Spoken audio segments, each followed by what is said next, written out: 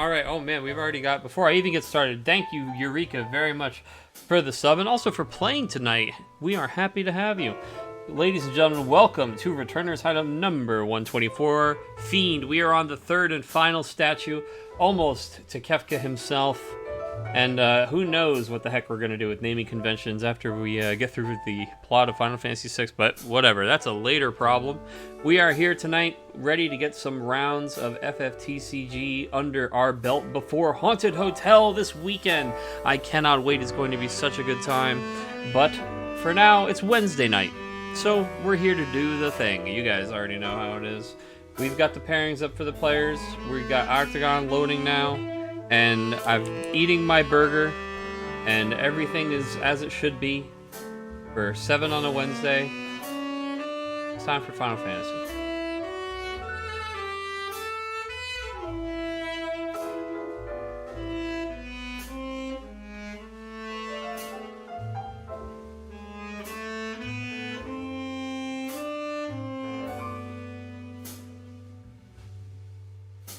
Oh boy, let's see. What table do we want to watch first?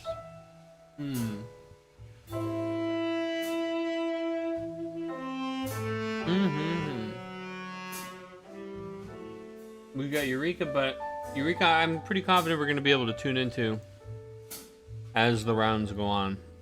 Let's see what Xavier's got going on at his table, because I just want to watch I'm pretty sure that the Vaughn stuff will go quick. So the nice thing about catching one of these is win or lose, we get to go to a second game and get some diversity in round one pretty quick, right?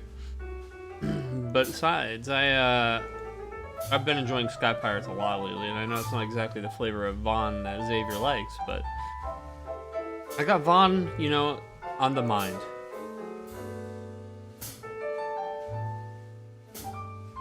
Oh, I forgot I have to, the one downside to the new Octagon thing is I have to like change the window every time. Okay, there we go. Well, I guess I can, yeah, that's fine. Alright. Let's get this show on the road. Let me scoot this over just a smidge. One smidge. Alright, there we go. I fixed it. I fixed it. There we go. Okay, let's get some names up on the screen.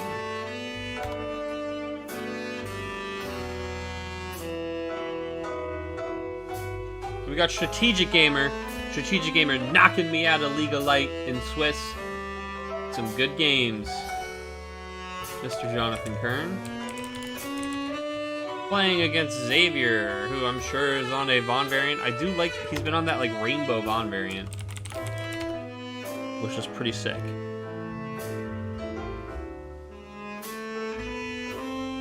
Alright, hello stream, welcome from my phone. Kurt, what's going on, man? Thanks for stopping by.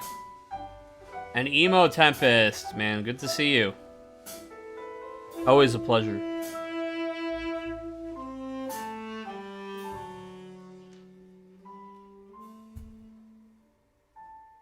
One of my favorite FFTCG content creators.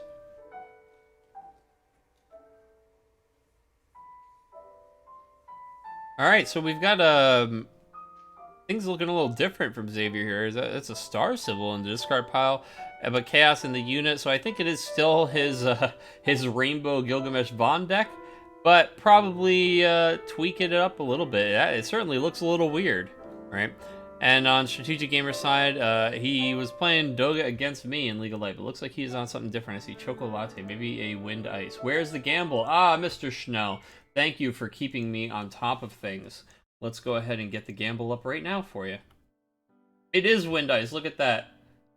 Hark. Alright. Prediction.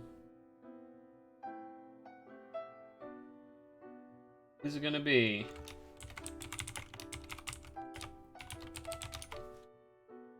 Xavier on Vaughn versus Jonathan on Ice Wind.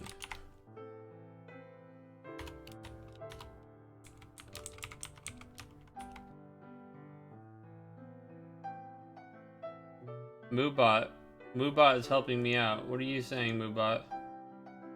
Have you recently changed your password, please? Oh yeah, Boobot's upset because things got weird when Twitch did things. I don't even really use Boobot.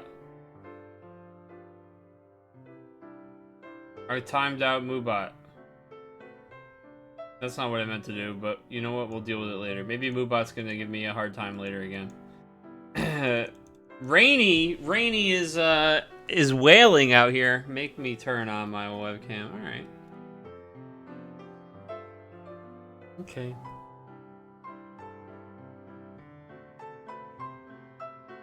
I got home so close to start time for stream. So you get to see me in I got a nice shirt on. The tie came off though. So we're collared, ladies and gentlemen. We're collared. It's like we're doing a professional job or something. How are you guys this evening? Alright, I know that some of you like this, but you are gonna watch me eat a little bit because you maybe turn on the webcam. And I'm still doing dinner. So you know. Oh. A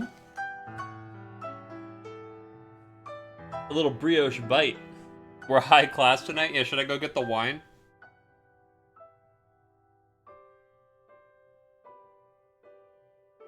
Mukbang when? Oh no, I'm out of the loop. Guys, I don't know what a mukbang is. Yeah, I gotta Google it. An eating show. Oh damn. I'm behind the times. I haven't been watching eating shows enough to know. I'm collared blind. I appreciate you.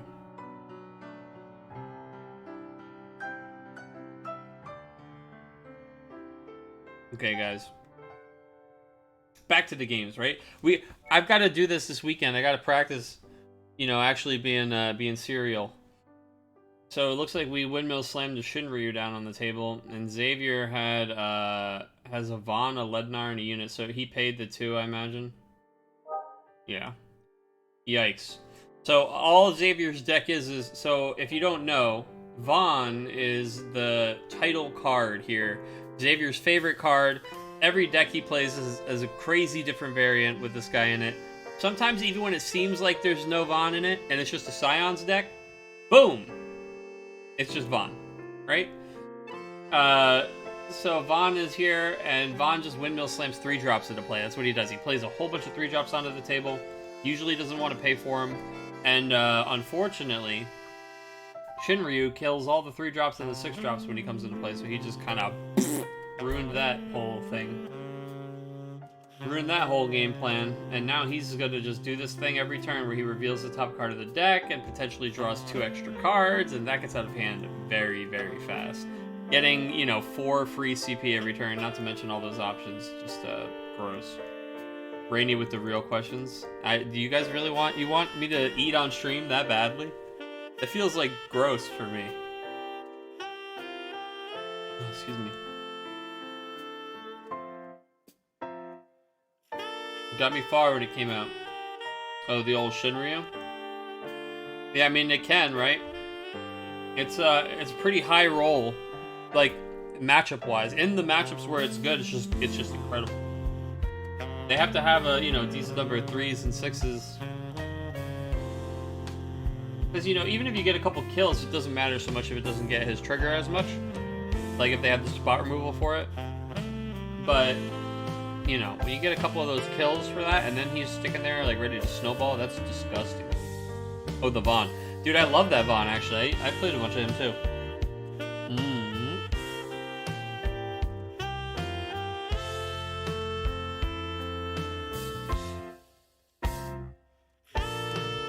I think we've run away with this game, huh?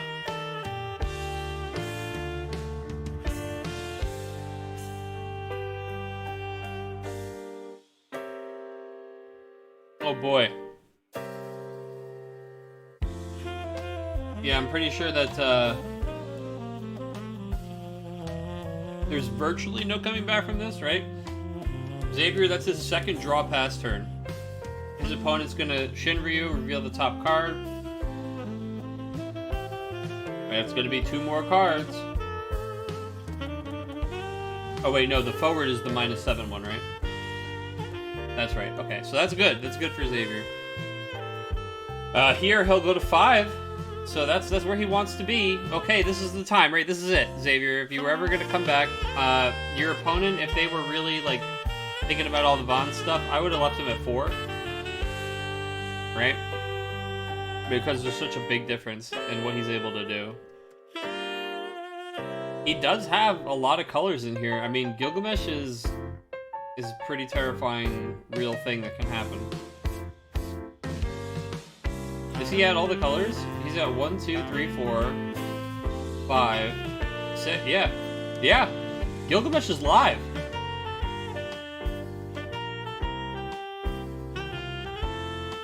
This can get scary. Yeah, like, yeah, Locke's gonna freeze too and discard a card, but like, I mean, a lot of decks would be very out, but this could actually be a little terrifying. It depends. We'll see.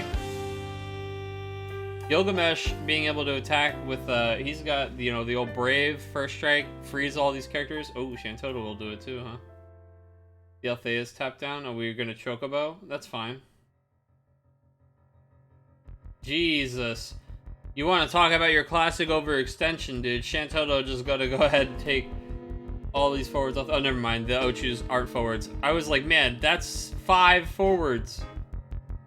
But no, the Ochu's are not forwards yet. They're just chilling over in the corner, dude. Arms in the air, dude. They're the cheering section, like, rah, rah. They've got their little pom-poms, dude. They're having a good time. Yay! Dude, look, they're wearing the skirts. Dude, these are literally cheerleaders. How have I never seen this before?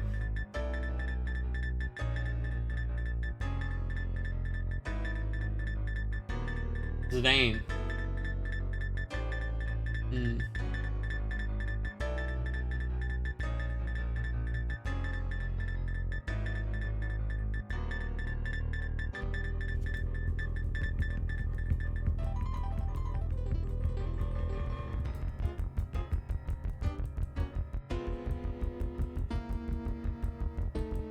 I think he's just like, I'm gonna play a forward. If you can't stop it, you lose, right? Oh no, he's only at 5. Yeah, I don't know. Yeah, I don't know, Nick. Maybe he didn't have any other action. No, he's got a huge hand.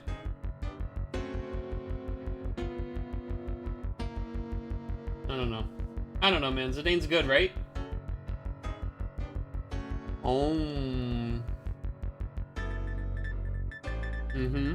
Panda. Okay. Is this to make Locke cheaper?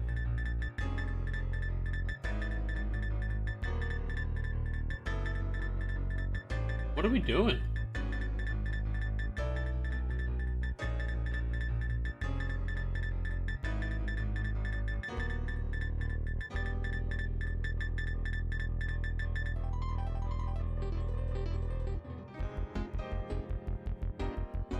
Huh. That's one way to do it.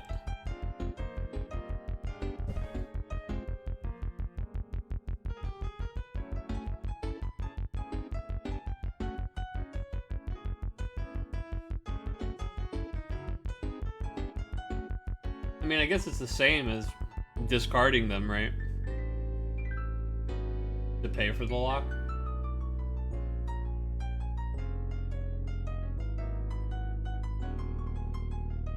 That's funny, right? We basically just paid 8 for lock. I mean, we got the Chocolate counters, so that's cool too. I suggested to Xavier last week to try the old Earthwind 11 package to facilitate his choice to use Gilgamesh as his win condition. I'll give him access to a little bit of rainbow. Get him the dark cards. Yeah, okay. Alright, Ishtola. This is the old GG, dude. This is the concession. Plays the Ishtola attacks just for, you know, just for funsies. And unfortunately, sitting at 5 damage for, you know, a couple turns there and just not having his Vaughn, his signature Vaughn. He couldn't block. Ishtola can't be blocked. He can't be blocked by forwards that cost 4 or more. Zidane was sideways. Genius. Yeah, exactly. He's fixing his breakers. My fight money. Balrog's my guy, dude. Balrog is my Street Fighter character. I like that all 6 of his buttons are punch. That's what made me play Balrog.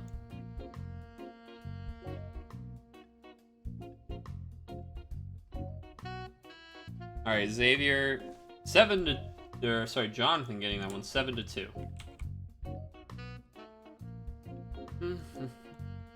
Alright, moving on.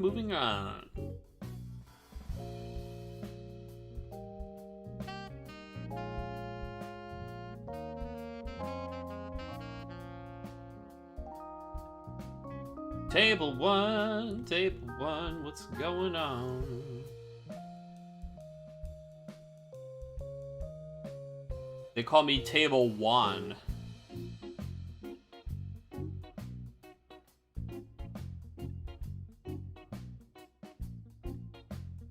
You'll get them when I decide you're ready for them.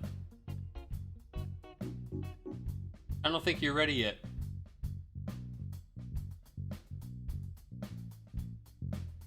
You gotta go wash your hands first.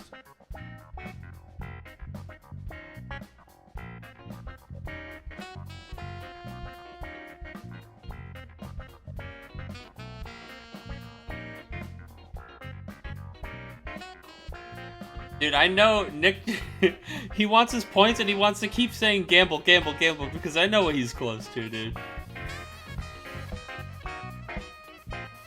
I might have to edit the redemptions real quick.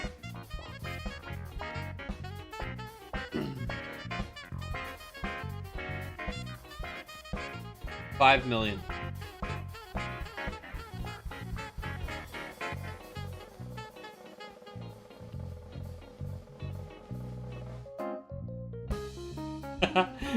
No. Don't worry, bud. Don't worry. I'm ready. I'm getting ready for the ceremony, dude. We're gonna have a bridge that you have to physically walk over the cross into your new role. It's gonna be great, dude. I don't want to spoil any of the rest of it for you. It's pretty extravagant, if I do say so myself.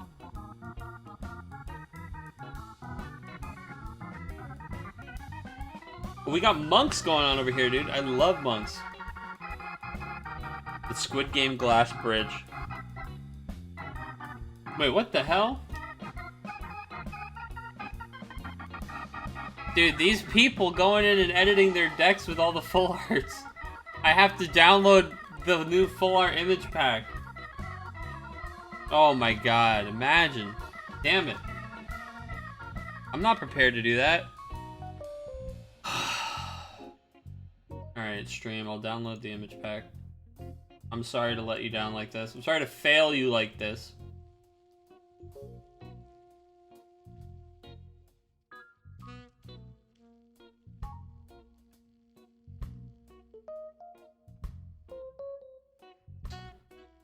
I have to go to my own Octagon setup help table.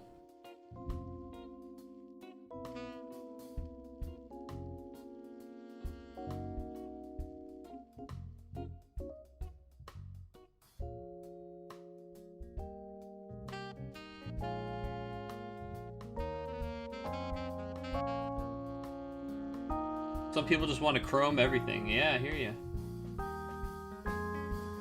Alright, I'm re-downloading the all image pack. To a gig? Wow.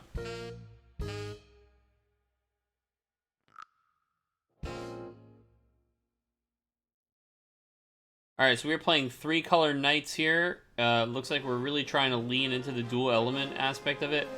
And it's funny because like the commentary writes itself, right?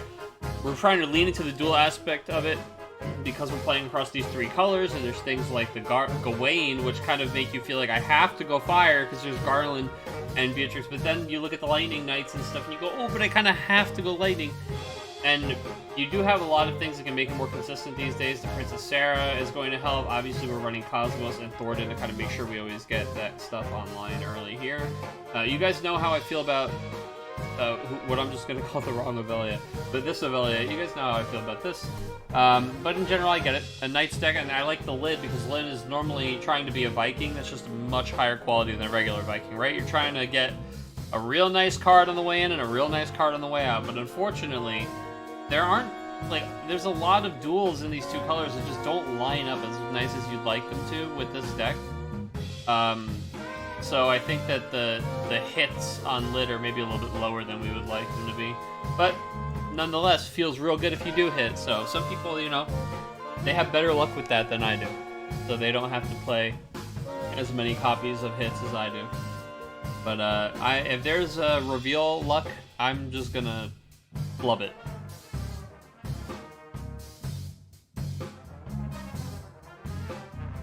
Jeff on Monks. I do really like Monks. Monks is a lot of fun. Monks is one of those decks that, it's actually interesting. I like stayed away from it when it was kind of popular. The last run of it being popular. I don't know why. I don't know. It wasn't my, like, cup of tea. And now I love everything about playing Monks. Maybe it's just because I'm a Sophie kind of guy. So, but I don't like Doga. I don't know. But Monks just has so many lines. Like, there's so many choices to make all the time, and I love that. I love kind of like complicated, like rewarding labyrinth-like board states. So this is a interesting Mont Leonis. So we're gonna Mont Leonis off of all these characters and try to bring out Sarah Mobius. And it looks like we're tapping 3, and there's going to be an Amaterasu on the Mont Leonis. We got the full art Amaterasu in the deck as well. And we are going to go ahead and kill the Mont Leonis. So that's fine, though, because all Mont Leonis was trying to do was bring back, you know, Sarah Mobius. So, all things considered, I mean, it would have been nice, but I think we're doing okay.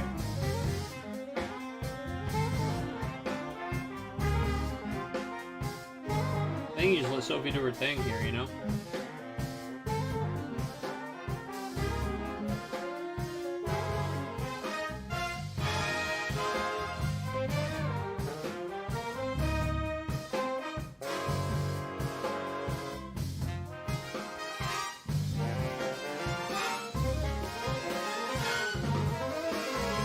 And it looks like we're gonna go to end.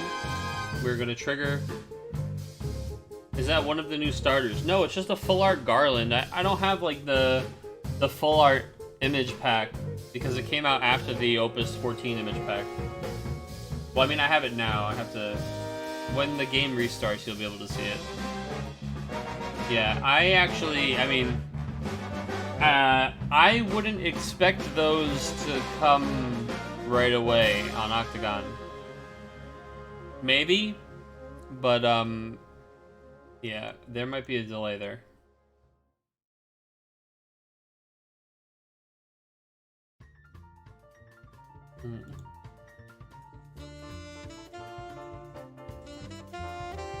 Alright, now, if I try to apply this image pack in the middle of this game being open, is it just gonna explode?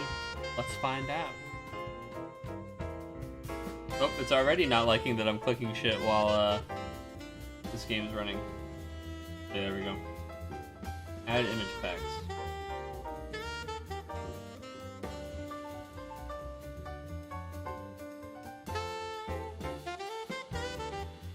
Well, these boards are both just getting comically wide, aren't they? I think this is about that time in the game where you just trade in, you just, you know, block 3 of his attacks and Shantoto the board. He's down to 1 card in hand. It could be another Amaterasu. He does have 3 backups up.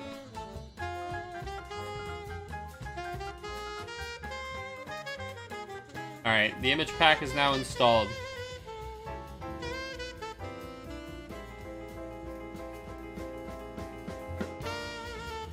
Here, you can look at my funny background for a second.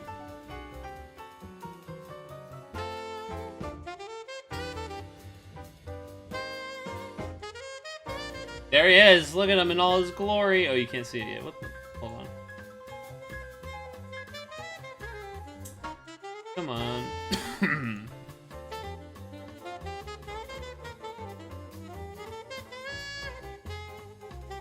There we go. Funny backgrounds. Love him. Ralph, what's good, man? I miss you, brother. Did I tell you we played that llama game? I did tell you that because I sent you pictures of us playing that game. Dude, that game is so fun. Hydrate, I see you. You know I keep the water bottle next to my bed over here. I'm going to get my water bottle. Gonna get my water bottle for you. You got it. Don't worry.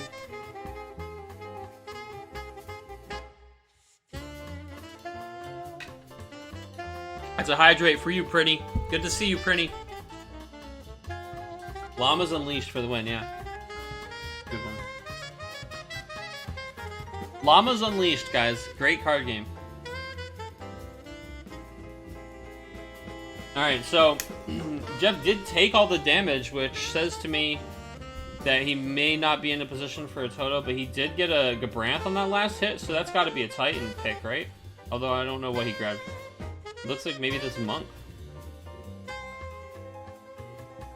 Wow, he did get this Monk. Are there no Titans in his list? Is he just opting not to Titan? There's a second Gabranth in here.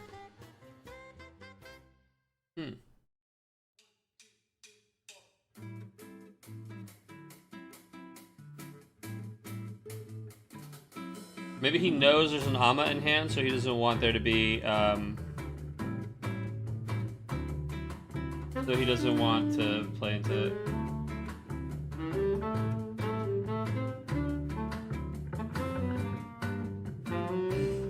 Monks looks like it's losing the board here, but a lot can happen if we start cashing in the Ursula triggers.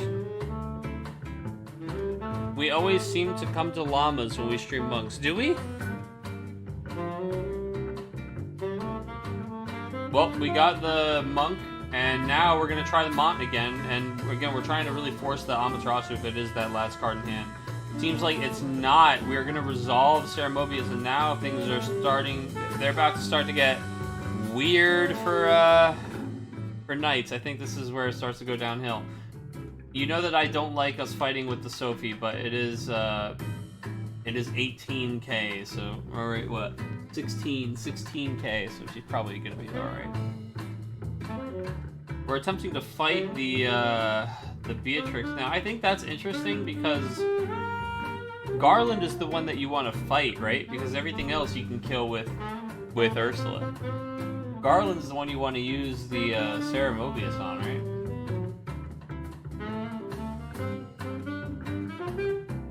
This is interesting. We're using Princess Sarah, not just to buff. I imagine we have something we cast. Is it Kukulink? Because that could be... Kukulink could be scary. He's going for lethal. Oh, this turn, yeah. That's fair. He swings in 3 times and then triggers the Sophie. Yeah. I just like... Dude, I see stuff like this, so I don't like it. I don't like trying to punch through 3 points of damage and having just enough to get through. You know what I mean? Like, be safe. Your opponent had 1 card in his hand. So I don't think you go... I think you just take out his threats, right? We had the Toto. That's interesting, too, that we didn't do that then, because... We only had these 3 on the board, right? And he had all this. I guess, again, we might have been worried about the Amaterasu, right? He had 3 things up and he had a card in his hand. Wow, he just pumped.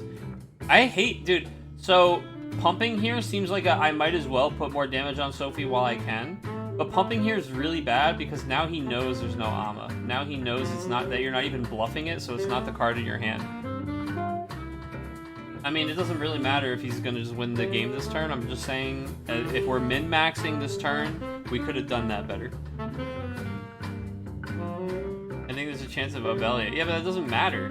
Like, this card doesn't do anything. Card doesn't do anything. I mean, what are we gonna... We're gonna... Ovelia the Dysodarg, and then in response, we just shoot him again? I mean, I guess it would have been bad to have to shoot him again, because we would miss lethal again there.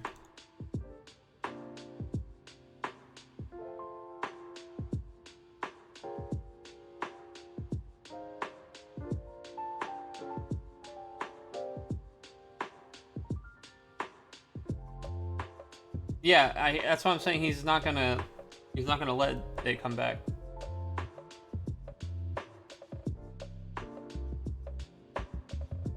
Also, she's got 6K on her. She would still be a 10 if this died.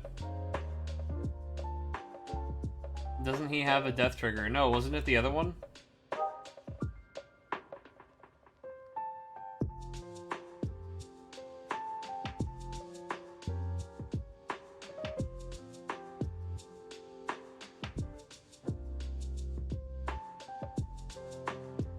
Which one was it? Wait, was it really Dice Dark?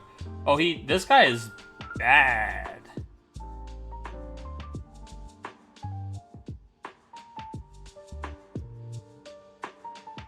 It's not the good one. I just assumed it was the good one that breaks all of these strong 2-drops.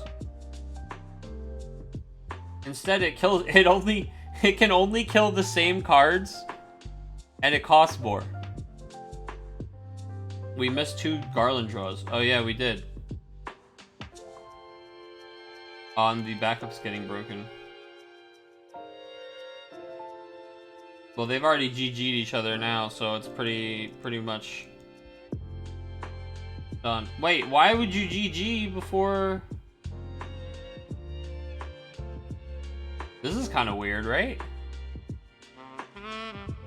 Wait, but Lottsy's the one who GG'd him first. This is... I don't like this.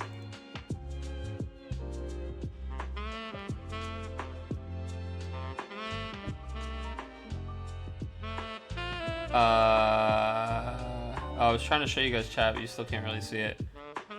Like, I mean, I know they're in chat, so, I mean, you know, they're in voice, so maybe they're just typing GG out to each other for our sake. But, like, they didn't even go through the... Like, this game's not over, right? He has Garland. Or not Garland, he has Odin, I mean. He has Odin's in his deck. Right? You have EX Burst, and you have all this damage to take. I don't understand. Like, I can't look through his break zone now. Oh no, I can. He's still here. Are all the Odins in here or something? I don't get it. Like, do we only play one Odin? There's one... I mean, do we only play 2 Odins? Or if there's a 3rd Odin in the deck, there's Agrius. She's just draw a card. Maybe we don't have a 3rd Odin. Maybe he knew there were no EX bursts left in the deck. I'm gonna play Devil's Advocate. I'm benefit of the doubt. He knew there was nothing left that could possibly have. They checked. But yeah, I don't know. Yeah, there's a bunch of bursts in color that could have. I don't know, man. There's 3 more damage to take. All you have to do is stop one of these attacks. Very curious. But the player said GG, they both said it, and the game's closed. Nothing we can do about that now. I take those. Dude, what even happened? Dude, that game, the end of that game was a mess. Judge, your opponent missed 2 mandatory Garland triggers on you breaking your backups. He scoops before you finish hitting him, and he's got things like this in the deck. And he only has to kill one of these things to not die this turn? I don't know, man. The Dice Dark trigger he just didn't use, right? Couldn't he could kill... I don't know. I literally downloaded the update in the middle of the match to see the Garland dude. I know, Velia would draw on the Dice Dark too. Yeah, so he should have drawn 3 cards. He should have had 3 more cards. And all he had to do was get rid of 1 forward. And he also has the 7K trigger from the Dice Dark, which I don't know that he put on something.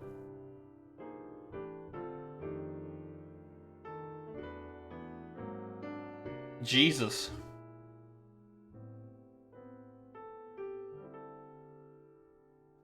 That was a little sloppy. I know how you kids like 'em, nice and sloppy.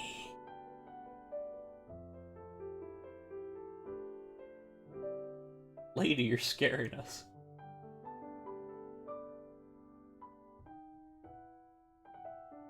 Thoughts on the Gilgavon? Dude, I was waiting, man. You were at 5 damage and 2 backups. Then you were at 5 damage and 4 backups. I was like, this is going to be it, dude. The Von's coming down. I counted the break zone, and I was like, oh my god, every color is in here for Gilgamesh. And I was just waiting, dude. The Von into Gilgamesh never came. I don't think your opponent even realized how much of a window you still had back into that game. And we've got Mono Water Monsters getting piloted against Eureka here, who is playing Monks as well. Let me get this game on screen, damn.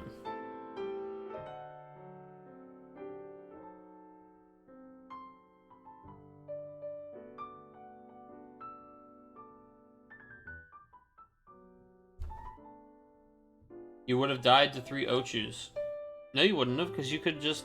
He has Brave and First Strike and freezes 3 things when he attacks. 4 things when he... Wait. So he could freeze...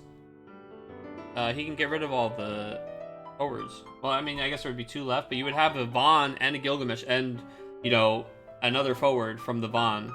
And Gilgamesh having First Strike. I think you would have, you could have swung it back. I mean, it's a small window, dude, but there was a window. And I think that's more of a window than your opponent thought existed. So we're gonna Mont Leonis with Sophie as the target again here, and man, in all these games, we've seen Mont Leonis come down for very cheap, but always with the 2 CP targets. Very interesting how powerful these 2 CP cards are that you would, that's really like the best thing to resurrect. I mean, obviously Ursula and Yang are already on the field, but yeah. The 2-player on Monk tonight, and I think, you know, Monks in general, very, very solid choice for this weekend. Has a good game against Doga, and pretty much squares up against everything else in the format.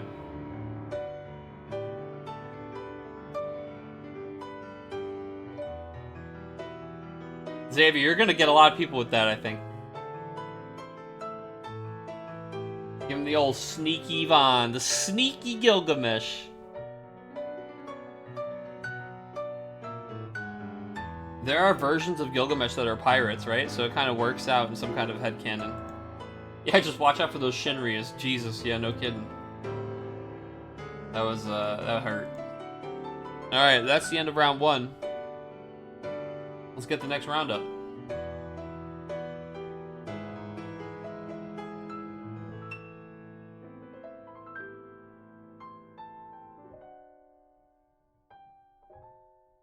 Yeah, you do have to be careful about all the people, you know, who are teching for and hedging against Dogas.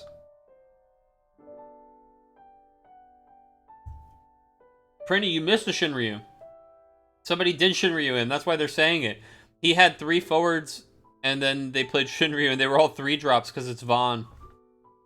So they just got cracked. In fact, like, I think all of his forwards are 6 and 3. There wasn't a clip, though. It was just because it was just a normally exciting Shinryu. It wasn't a windmill slam response to a turn 1 Ned. That's just too good. You guys got a table 3. Please report your game. Wait, are you guys still going? I closed the room because for some reason I thought the match was over. Maybe I thought somebody left. But I could be wrong. They could actually still be. My bad. Oh, okay. No, alright. I know sometimes people think that, like, I'm watching it so they don't report it, but, I like to double check it. So I like, you know, to make sure I have it right, because I've definitely put it in wrong before. But, also, I'm not always paying attention. I'm doing a show. I already got Shinryu'd once, but I'm expecting not to run into it so much, since there'll be more Doga and Monks and Win. That's true.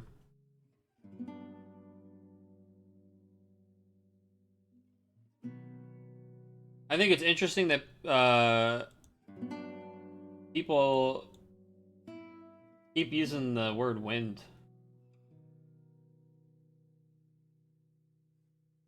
Like, they're not even saying, like, wind X, they're just saying wind. Is there, like, mono wind that's, I mean, I know there are some... There have been some lists, but I haven't seen mono wind being any kind of boogie band running around.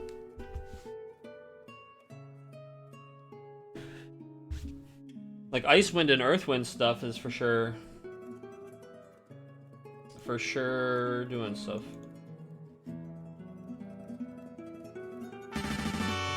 White Mage with the sub, dude. Thank you so much. Wind just means Bismarck, so anything playing that we just call wind. Mono wind, wind water, and wind earth storm. Yeah, I mean, yeah, I guess I'm weird. So to me, wind water is just Sky Pirates. I really don't think there's much of a variant other than different Sky Pirates decks. The wind earth deck is just always wind earth. I don't even like calling that storm really. And mono wind, I wouldn't be worried about. And I mean, maybe I'm wrong. I haven't seen it be a thing. I mean, like, I've seen it be a thing. I haven't seen it perform. Did my sub not go off earlier? I didn't see it, sir, but I will thank you anyway, dude. Thank you very much. I appreciate you. You're the best.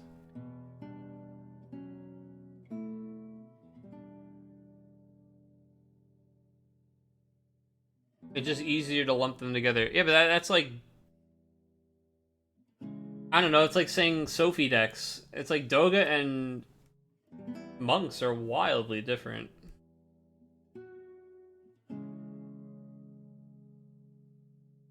I don't think it's fair to call those the same thing. I think that's an oversimplification.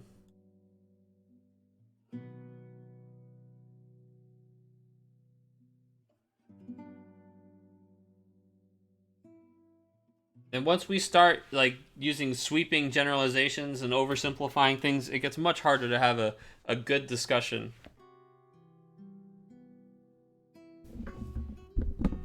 I know it's attractive to do things like that, right? But I try to stay away from that stuff.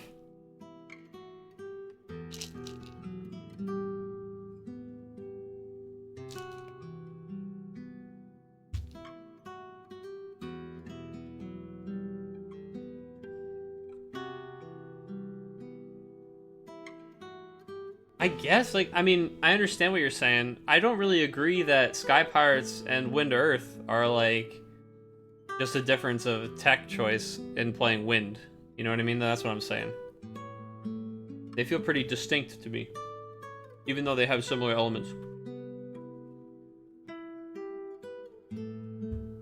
I mean, sure, that goes right back to Doga and Monks both play Sophie, and they actually have very similar elements to their win condition, right? But they're still wildly different decks.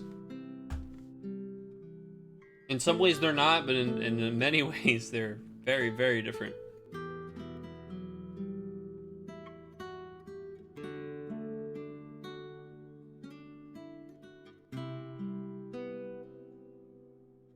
I think for some purposes it helps to like lump things together like that, but in general, discussing like a meta or something, I don't like to do that. I think it's too general. Everything with green cards is the same deck. Is a bridge too far for me.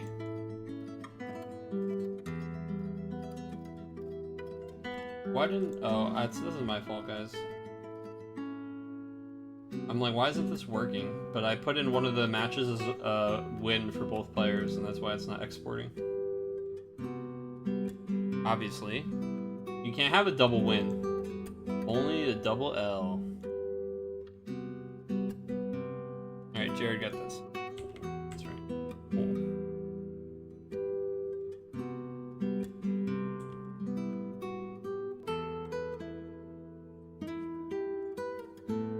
Alright. Next match.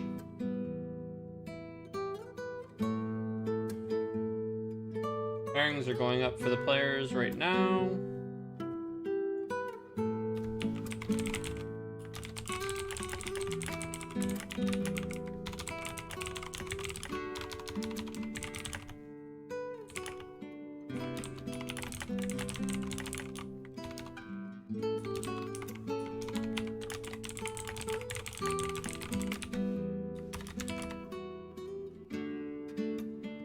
Maybe I made that time too late. I'm gonna go ahead and change that to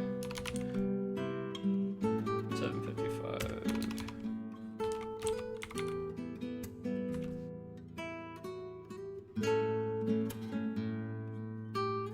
Not that I think anybody's really going into time. All right.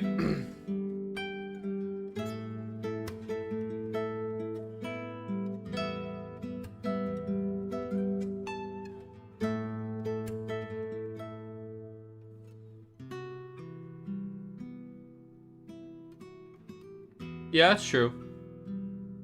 I could see it from that angle too.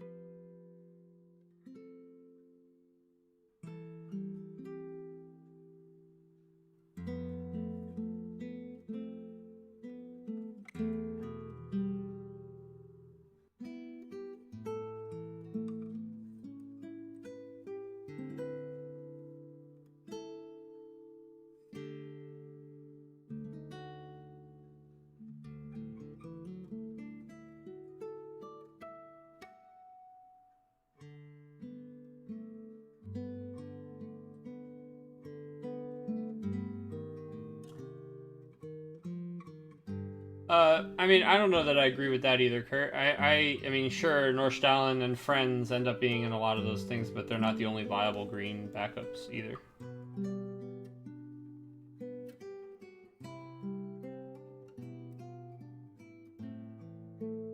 You could argue that Althea, and to a lesser degree, maybe not a lesser degree, Mion, I think are the two that really come out above all the rest of those as far as, like, saturation across multiple different types of wind decks.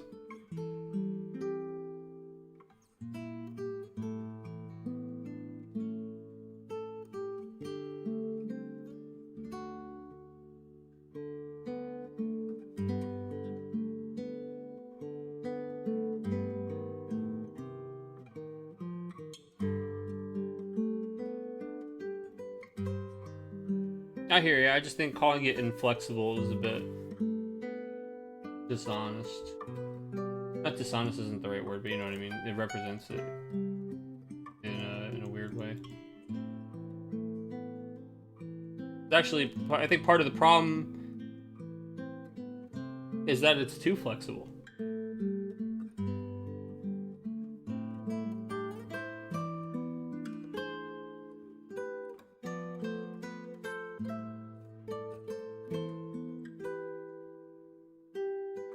Alright, at table 1, it's Monks versus...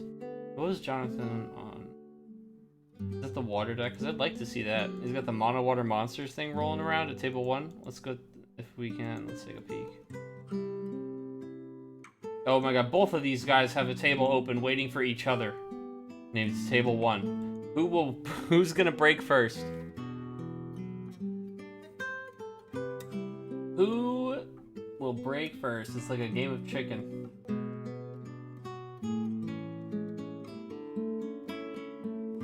They're both still going strong. Alright, we're gonna go and pop into a different game. Watch Monks versus 3-color Knights again.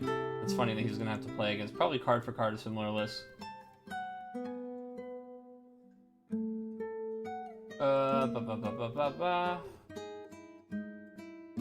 There's table 1. Alright guys, another round coming for you. Let's get some names on the screen and some predictions in the box. Start a prediction. We've got Monks.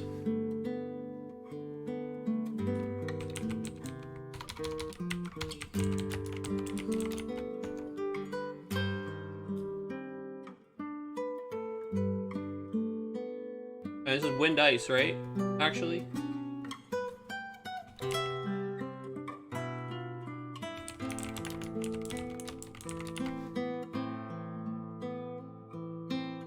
Yeah, this is our Wind Ice guy.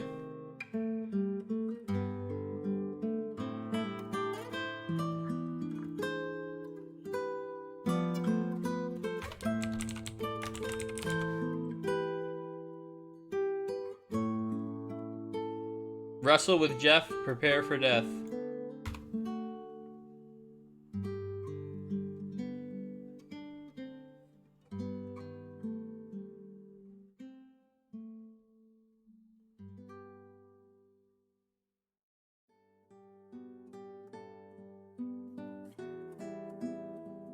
And people really love throwing that word storm around, huh?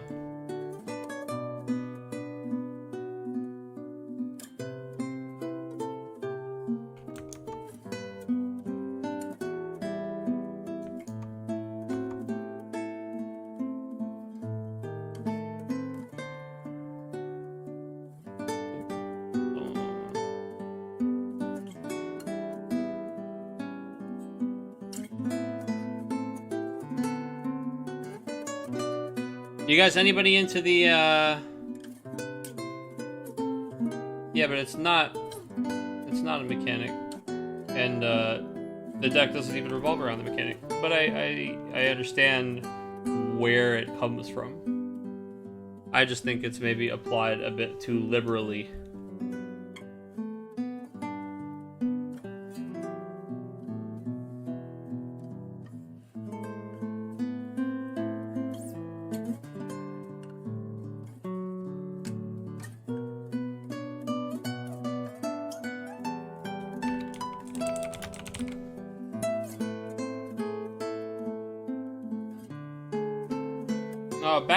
Three backups. Oh, I kind of like this, dude. This is an interesting choice. You're playing the Sid Garland. So what's cool about that is Sid Garland, you know, he's always going to put an Earth character in your hand because you're playing monks. So maybe you're playing a light or dark card, but you're not playing 4 of them, right? So you play this, you get a card to your hand, and then later you can use him to put a 14 character in your breakstone in your hand. And what's nice about that is Titan's a 14 character, so that kind of gives you like a little insurance, if you will.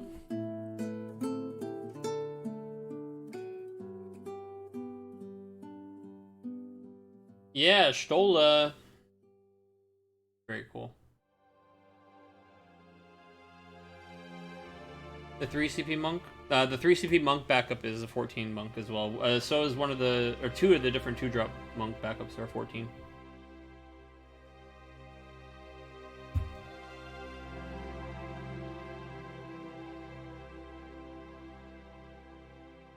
Obviously, you're never returning one of those 2-drop ones. You're usually going to be the 3-drop in order to get to one of the other monks, or Titan is really the reason for the season. Mott is going to go and probably grab the Ursula and start that whole chain. So we're kind of saying, you know, do you want to Y'shtola this, or do you want to Y'shtola the next thing? I think this is a good play from Jeff here because, you know, if he gets the Y'shtola off the board, that's great. He's got 4 backups and an 8k, and he's still kind of winning on board here. If the Y'shtola lets it go, that's fine, because now Ursula's in his hand, and he's going to pass his turn anyway, right? He's not going to overcommit to dropping it there. So now he's going to run it off 4 backups with 7 cards in hand. So he'll have 6 cards sitting left in his hand, and he'll just go ahead and put down 4, you know, boom, Ursula. And are you going to break your Y'shtola? I still have a whole turn to do. I didn't play much Magic, so when I heard Storm, I thought they meant Hailstorm, as in a mixture of ice and wind. That's pretty funny. Yeah, dude, if it was like lightning and wind is the Storm deck. I hear you. Guys, I'll be right back.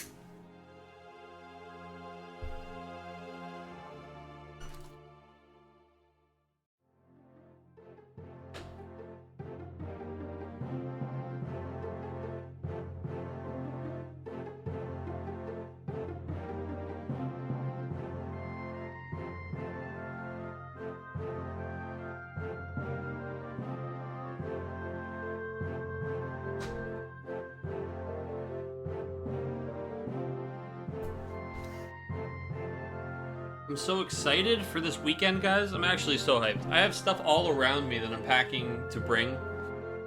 We have, I've got some cool stuff to give away when I'm doing some gunslinging. I've got other neat stuff. This one, I'll tell you guys now. I was going to make a post about it in the Discord.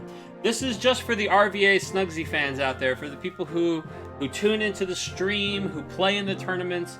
If you guys are at Haunted Hotel, you come up to me, not while I'm doing commentary, but come up to me while I'm doing gunslinging or while I'm hanging out in the staff area during the event and say trick or treat, and then tell me your Discord name. You gotta say trick or treat, and tell me your Discord name, and you'll get a prize from me.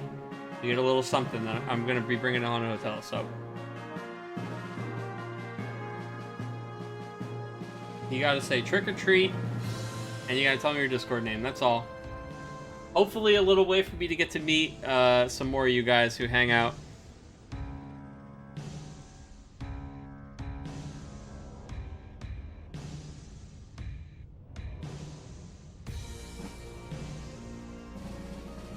I have a backpack full of goodies.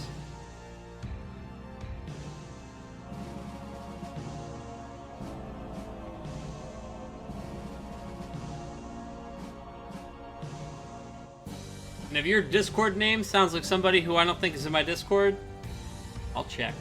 I'll check. I think I know most of your names for the like I would recognize them. I'd be able to pick them out of a lineup.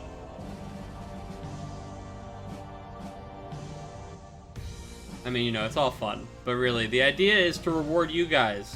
A little, you know, something from me to you. A little thank you. Yeah, and Kurt highlighting a very good point about this monk. And this monk really has, I went like this on him, right? At first I was pretty high on him, and then I was like, I don't like this guy that much, and I cut him for like other more exciting cards. And then the more I played the deck, I just really wanted more monks, just like a critical mass of card named monk, right, to just synergize with all the other things. And that fight started to become more and more appealing.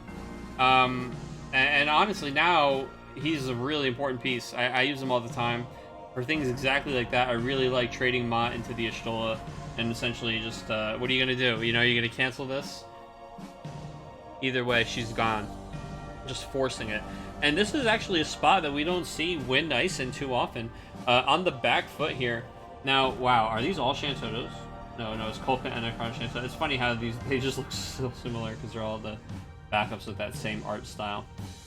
Oh god, and Fenrir to play Sophie onto the field and break a backup. Yeah, I mean, we're just in a position here where Jonathan's got to play a more normal game, right? He's got to kind of abandon the lock plan right now, and he's got to, like, get 2 more backups down at least. He looks like... Yeah, Nick, for sure. He looks like he missed a couple turns of setup, right? Yeah. Sophie should be dull. Yes, that's true.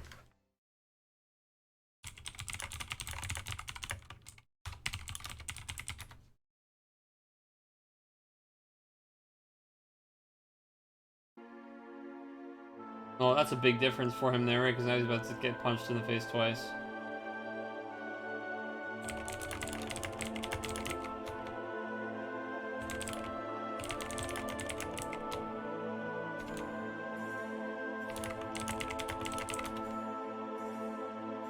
Thanks, Sergio.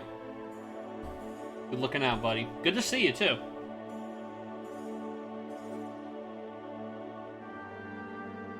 Oh, Shinryu! Wow, it's actually going to get some value here. Is this going to hit Ma and Monk? You would normally think that, that the Shinryu, not super great against monks, but turns out, yeah, it's going to be a pretty nice clap there. Wait, what's going on?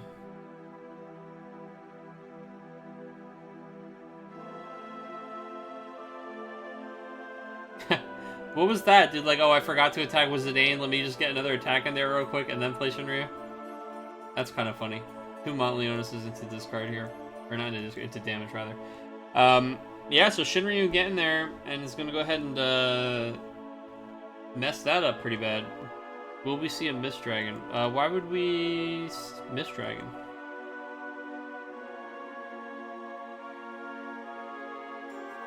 Maybe I missed something.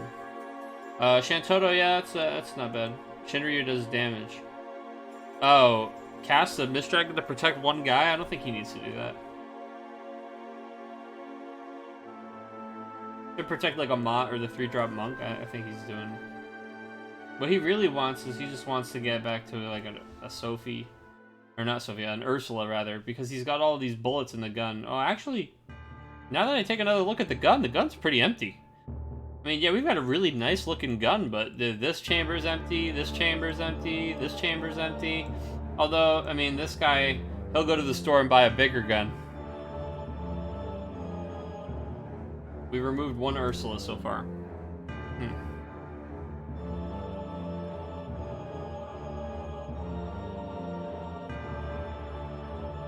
We removed it?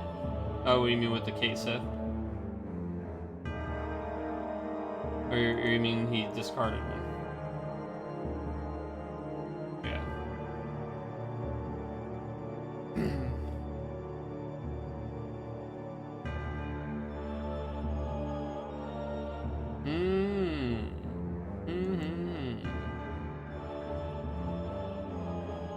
This is a card, guys. Oh, this card? If you're playing this weekend and you're playing green cards, this is probably a good idea. Just saying. And that's one of the only tips you'll get from me.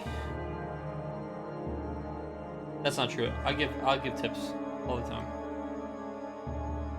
That'll drop the Sophie. Oh, it'll do a lot more than that. But yeah, I mean, Sophie and Doga are basically the pair that you're looking to clap with that. Yep.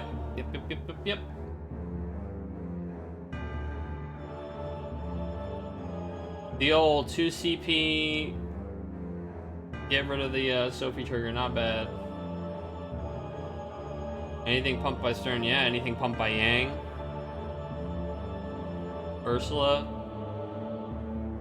They're playing Enna.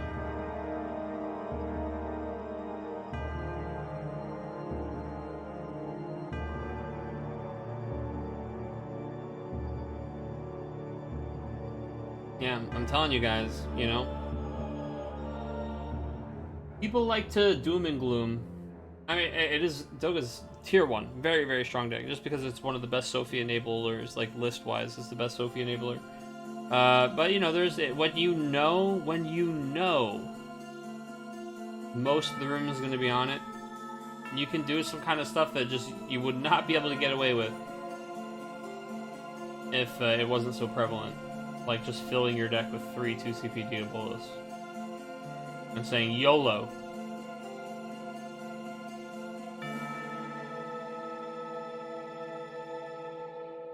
But I think these are the kind of things you're going to have to do, right? If you want to play a deck like this, if you want to play Wind Ice and you want to walk into these Monk and these Doga decks and you want to have a fighting chance, you got to make some concessions to your build, right? You have to make some decisions like this, where you go, okay, you know, what's the most effective way to use my summon slot? But one of the most important things, like Alexander and the other Diabolos, yeah, they're both effective too. But the fact that this is, like, you know, it's less universal, but it's so efficient. It's nice and cheap. And that's the thing, right? Is everything the Doga deck is doing is so efficient and so cheap. We talk about it on the episode of the RVA Returners podcast that just got out last weekend. Got the prevalence of free play and how everything kind of costs less and how you want to... Basically, you want to be... extreme couponing was the name of the episode, right? You want to be doing your best to get the biggest value for the smallest buck. You don't want to pay for much. And if you do pay for it, better be nice.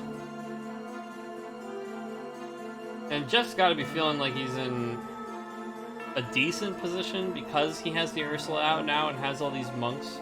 And it's not a Sophie deck, so the fact that he's at 6 is not as scary. Still pretty scary.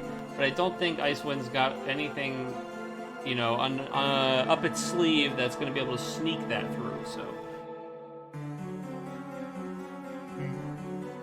We shall see. Ibaraki Kuji is ready.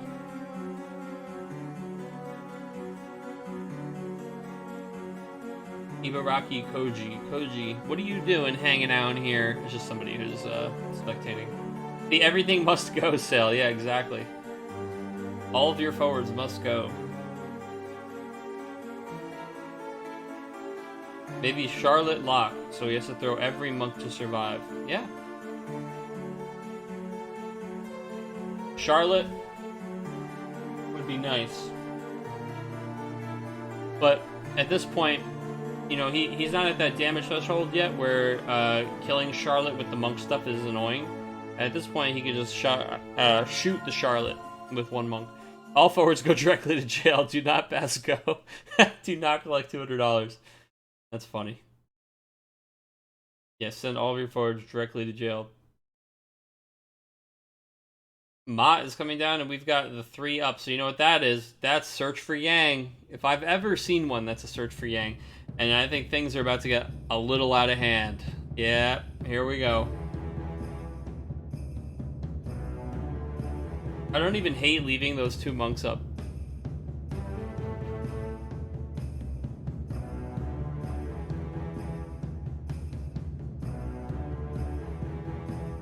I like this. Attack first.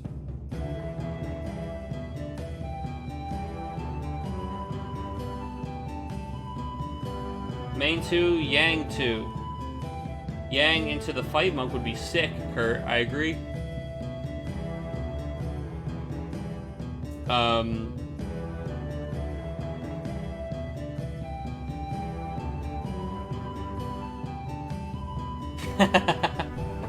Dude, Yang, he's got the hookup, man. He's got the hookup. He's on those, you know, the monastery herbs, dude. Those monks, they're brewing a nasty hope. They got some, like, moonshine equivalent something going on, dude. They're transcending their own mental limits, you know? I bet Yang brings the goods to every party.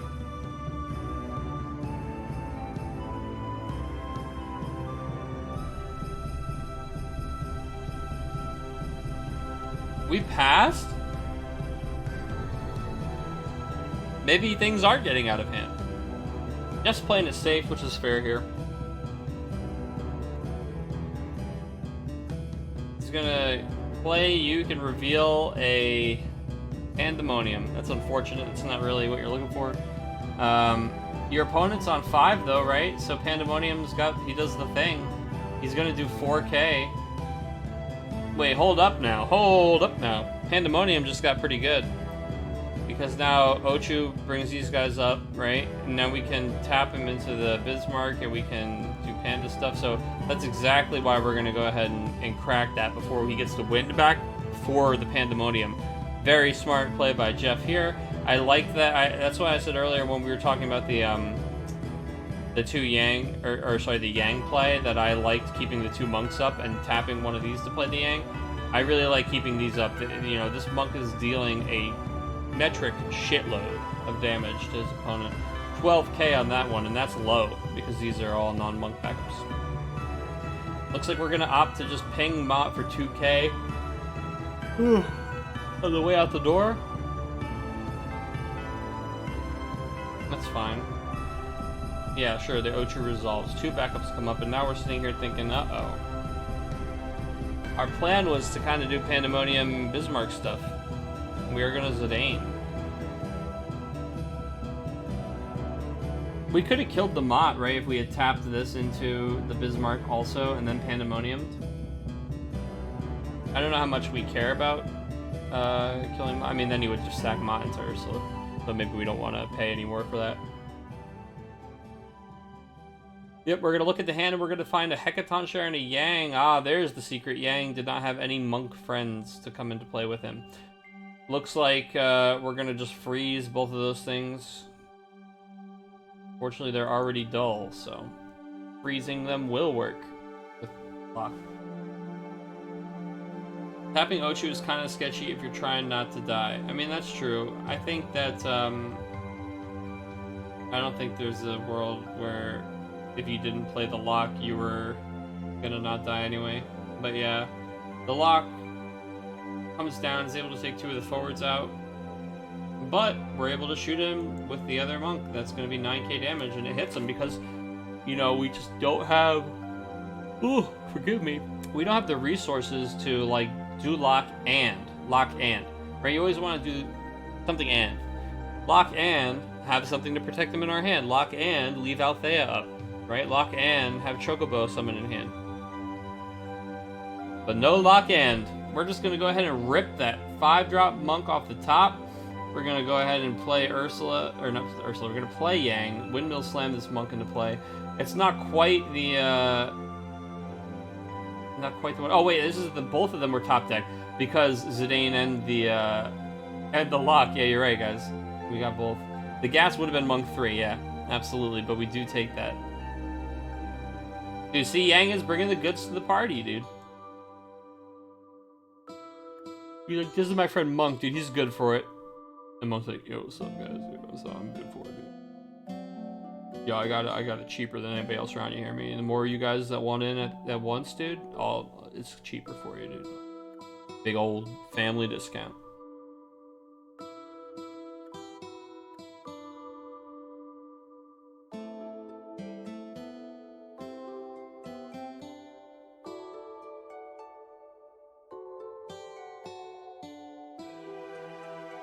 Sophie into Zidane or the Ocho. No, nobody's fighting. It's the 5-drop guy. They're just coming in there. Yeah, no lethal here, so just take your free forward and then draw. Yeah, exactly. Just trigger your Sophie and chill. The Mott is going to help with him being able to get any other sneaky. Excuse me, sneaky damage through, right? He's not going to be able to just scoot those guys out of the way. He's going to have to kill Mott first, and he just doesn't have the resources to kill Mott and.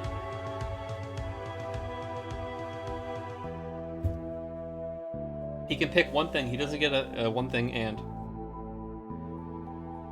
Alright guys, I didn't eat the other half of my little plate here because I try not to eat on camera, but I know you guys love it.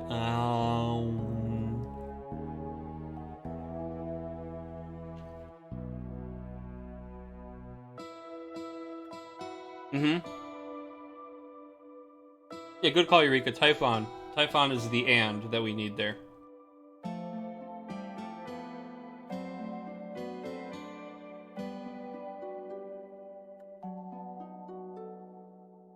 We haven't seen one yet this game either. Oh, he's in damage. I'd be surprised if we only played the one, but yeah. Isn't even lethal though.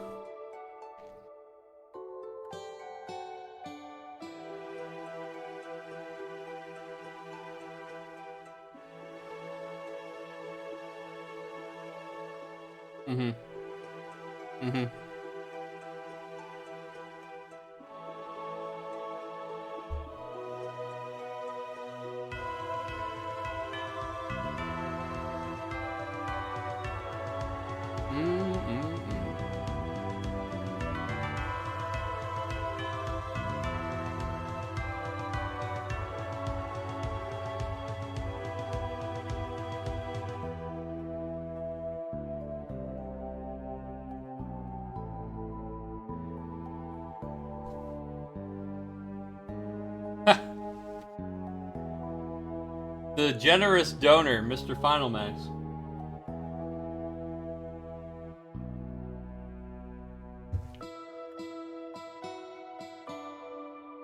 Dude, Lapras, can I tell you? I was hanging out with my local scene, my Raleigh guys. And I brought one of the deck boxes along, dude. And everybody loved the deck box. They're a hit. Thanks again, man. I really appreciate it. I'll have some with me. I'll have some at Haunted Hotel this weekend.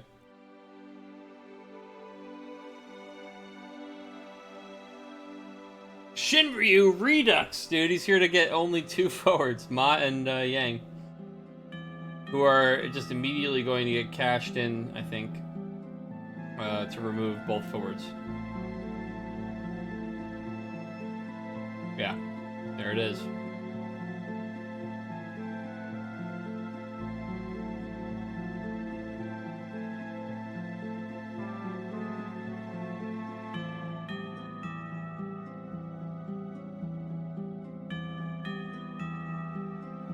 Y'all like those L6 Masters results? Yeah, just the Doga.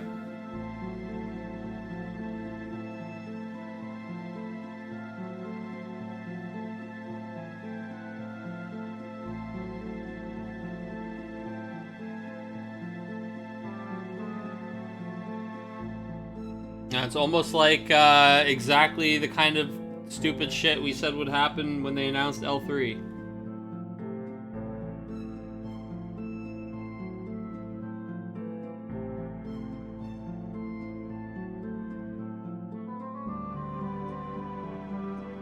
That's all 6 of the Doga that were at the event. Jesus.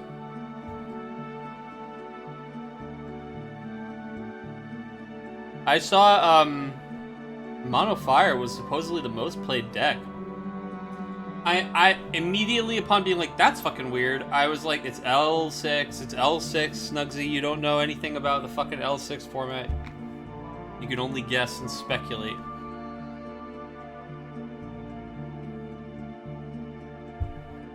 Pound for pound, Fire has some pretty fucking good cards over the last few sets.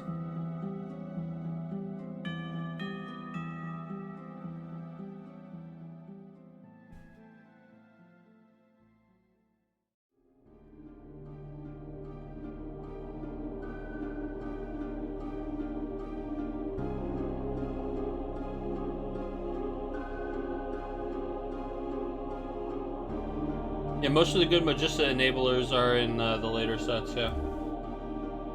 I can see that. Oh boy, this is what Monks looks like, right? All these arrows crisscrossing all over the place. That sure looks right.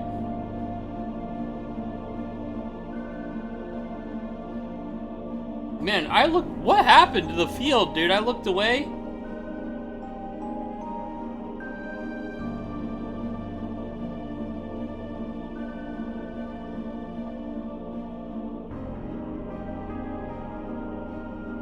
Played Shinryu, then he blew it up. Then he Althea's Katesid to his hand. Discards all of them to play lock.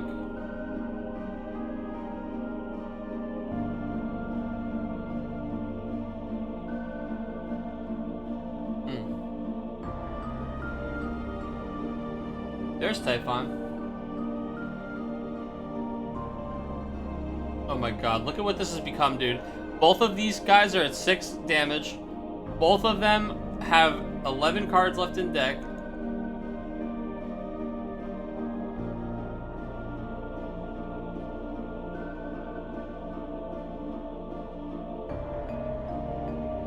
Oh, baby! Oh! We're only 3 backups away from it being a forward. Oh my god. Ralph saying Flesh and Blood? Ralph, you trying to play Flesh and Blood?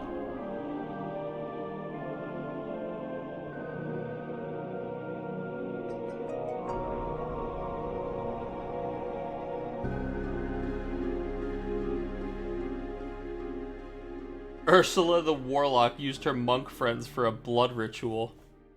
That's something else. It looks like that's the old GG there, and Jeff is going to get that one. That is a very, very close game between Jeff and Jonathan. Very cool. Strategic gamer indeed. But those of you who bet Jeff will be rewarded, as the prediction outcome is going Jeff's way here.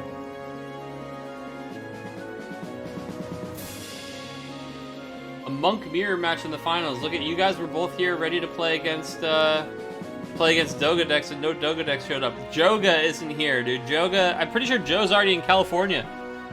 It's pretty much the only reason he would miss.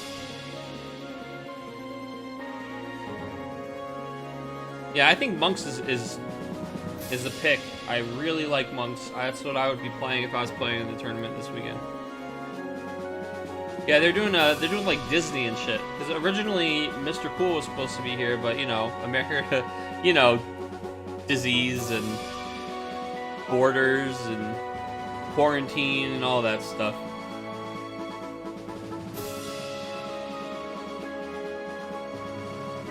Yeah, K-Kona virus, exactly, all that fun stuff.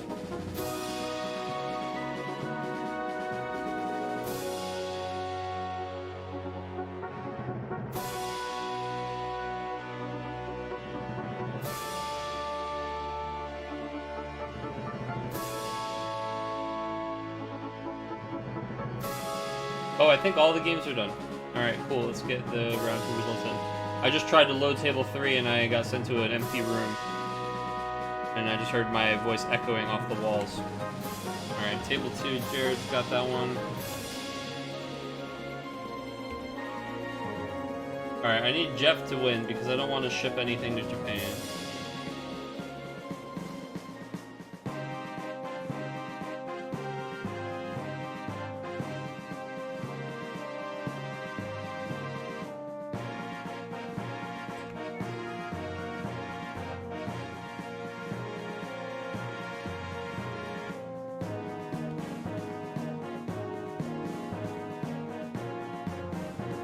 Alright.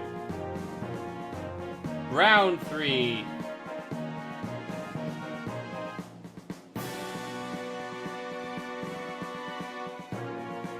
We got two handsome devils in the finals. And an interesting bet. Monks versus monks. That's going to be a tough one to call. All you Nostradamuses in the chat, you're going to have a hard time figuring who's coming out on top in this one. Chatstradamus. Who will the true Chatstradamus be today?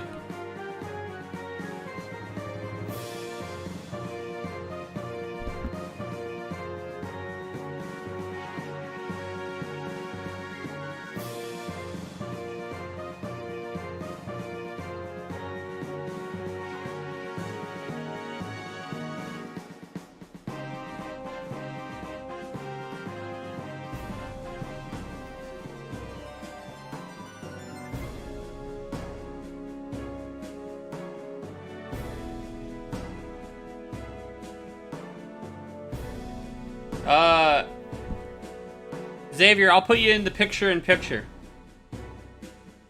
We'll use the latest streaming technology straight from space that William Shatner just brought back today.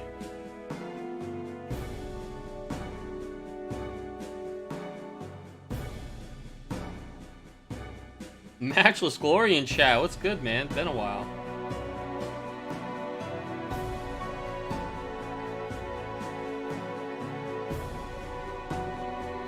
I think monks will win. Could be, potentially. We'll see. What if one of the players just never plays any monk cards? I thought it was Allegan Tech from the moon. That's exactly what it is, dude. It is. That's from space, is it not?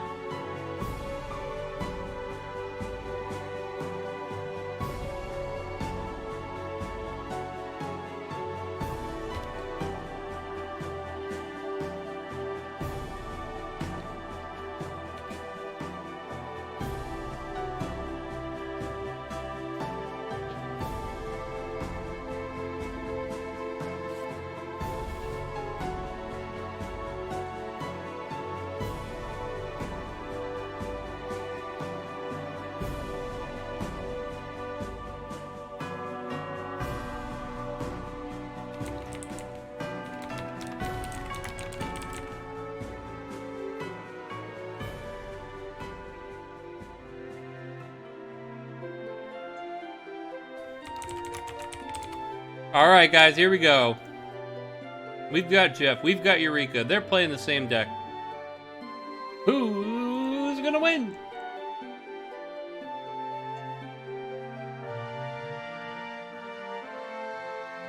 Place your bets, ladies and gentlemen.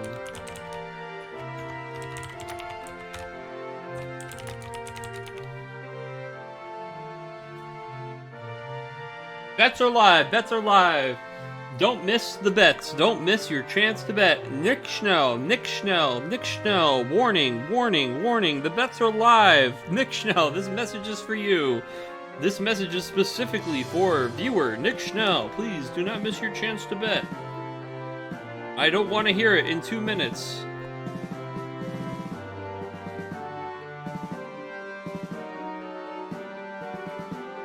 Don't miss your chance to bet.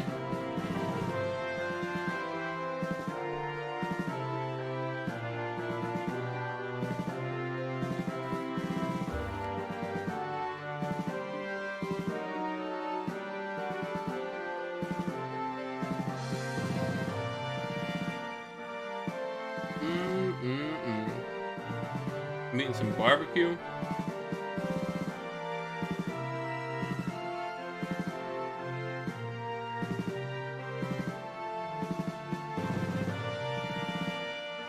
Oh, gee, these numbers are pretty split even down the middle here on the bets, guys. Oh, Enna, that's a big deal in the mirror. Let's see, can both of these boys get to 3 on turn 2?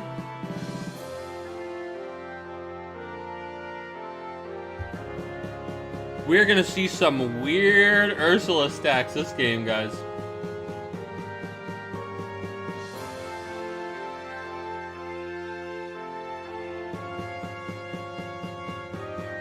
I know Eureka doesn't think this is as cool as some of you guys do, but you want a chance to earn some sick Japanese foil cards, you know?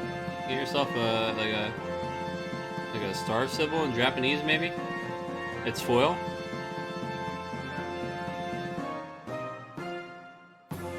Gunsling! At Haunted Hotel. And you too could go home with a beautiful Japanese foil card. Almost as if Kags was there himself. Oh.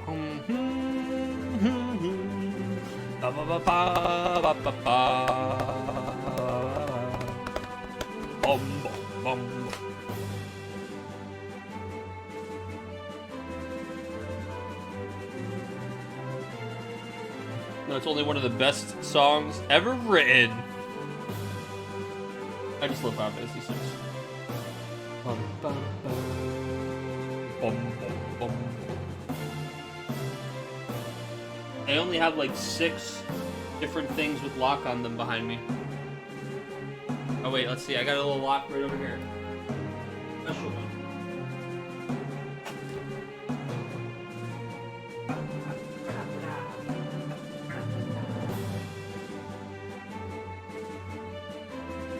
That guy. Look at this guy. Looking good, dude.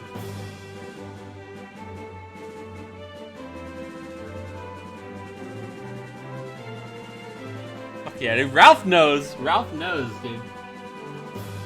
Can't sneak anything by that guy.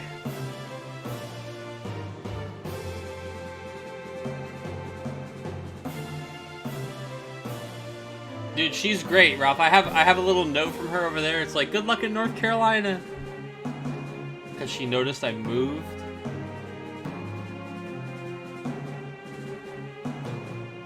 She made terror for me. Dude, I've got half the cast at this point. I'm thinking about framing them. Oh, Sarah Mobius is going to just go ahead and threaten that Ursula. So yeah, it's about time to use her ability. We're going to cash the Sophia in to save Ursula. Because an Ursula in the hand is worth 2 in the deck. Or I guess an Ursula on the field is worth 2 in the... I don't know. You get what I'm saying. She's important. We want her in play. It's smart of Jeff to threaten her by just doing a little thing like just playing Sarah Mobius. Sarah Mobius ends up being like a, you know, just like a 2 CP removal spell on that Sophie, which is fine. You know, one of the nice things about forcing him to play into the Ursula there is that there isn't anything else that he can kind of like incidentally remove as a function of her power being higher. So it's a good trade as far as like resources go. Mott is going to come down. We're going to get the 3-drop monk. We're going to go ahead and play the 3-drop monk, and we're going to put 2-drop monk forward back into our hand. And it looks like we're countering with Mist Dragon. I really like... So, Nick Schnell in chat has to get credit from me for this. He was the first person I ever saw actually, not ironically, playing the 2 CP monk forward that has no text on it, but is a 6K. Or maybe it's not even a 6K. Is it a 5K? Whatever, that shit little monk forward. But I'll tell you, just having another forward that Ursula can play onto the field, it matters, man. It matters. The only thing that has stopped me from playing that card these days is the fact that that they keep making more good monks. But they're not all Ursula targets, so... Wait, Mott can only grab forwards. No, just... he can't. Although I'm waiting for that. One day they'll just tell us that. That's how it works over there in Japan. One day they just decide that King of Burmecia works a different way, and then we all have to live with it. Oh, big Daddy Titans coming down, and that Enna Crow's paying dividends, baby. Ooh, we're gonna make a withdrawal from that fucking investment, dude. Take the money out of the bank. Cha-ching! Boy, did that pay off nicely for us there. That Titan is going to say, I don't care what you want. You can break somebody into somebody else. You can pump all day long, but it doesn't matter because they're all going to get clapped by the big eruption. Catch them in a landslide. Now we're going to go ahead and Fenrir, and that's going to pop the Tiro back up and slam Ceremobius into play. I like that. Ceremobius just going to draw us a card. Nothing greedy. Just trying to make, you know, nice tempo plays. Keep our opponent slowed down here. Titan's going to start turning sideways. And I challenge you guys in chat. Who do you think right now? Which one of these guys do you think is in the beatdown role? And which one do you think is the guy who's playing control? Because it's always one or the other. I mean, it might change back and forth, but you're always one or the other. I think that, yeah. If you didn't already know the answer, here's a hint. Cecil, breaking that forward. Eureka. Oh, look at this! Chat disagrees. I love it. Eureka's the beatdown, 100%, he says. And Medics is Eureka is on control. Yeah, you're right. I think... Sorry, Nick. Medics got this one right now. Eureka was maybe in a bit of the beatdown position. And you would think that Titan would actually make things like, oh, I'm the control guy, right? Which is what playing Shantoto is normally like. But when you play Titan, he does this interesting thing where he just takes the tempo and he just fucking slams the ground and the tempo flips over. And all of a sudden... you know, your opponent's going back to kind of getting ready to build up for another explosive turn, and you're turning Titan sideways. So now, we did put ourselves to 1 damage, probably because we're going to be doing, I mean, there's potential for a crazy Yang stuff here, or we might just Ursula into a Sophie. It's going to be Crowd, that's pretty conservative. But now, yeah, now we're presenting 3 forwards, right? And now Eureka, he might Shantoto, or he could Titan, but Shantoto from here cements him straight into that. He ends up being in the control position.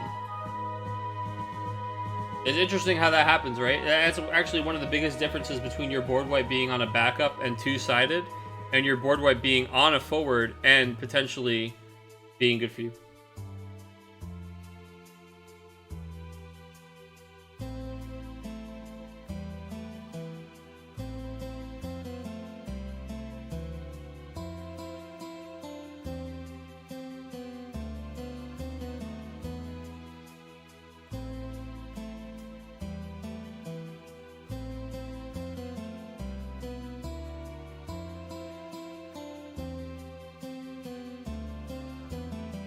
No, he did not swing there, Kurt. He didn't swing because he doesn't want to put Eureka to 1 damage without putting him past 1 damage. You know what I mean by that?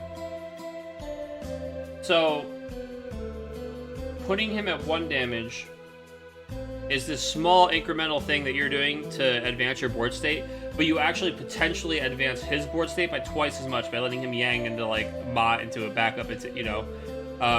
But you're gonna, not that you're never gonna hit him, right? Exactly, but you're gonna, if you're gonna hit him, you're gonna hit him pretty much halfway to dead. And kind of just condense your condense your threat into fewer turns. Yeah. Now, I think this is one of those things where you guys ever play a game and then you learn a trick that's good sometimes and you do that thing, like, you only ever do that thing, and then you learn, like, okay, that thing can be good sometimes, but it's clearly not the best, right? You have this, like, evolution of understanding. So you start playing StarCraft and you're like, I'm just gonna build dudes, I'm just gonna build things, and sometimes I'll put a cannon down.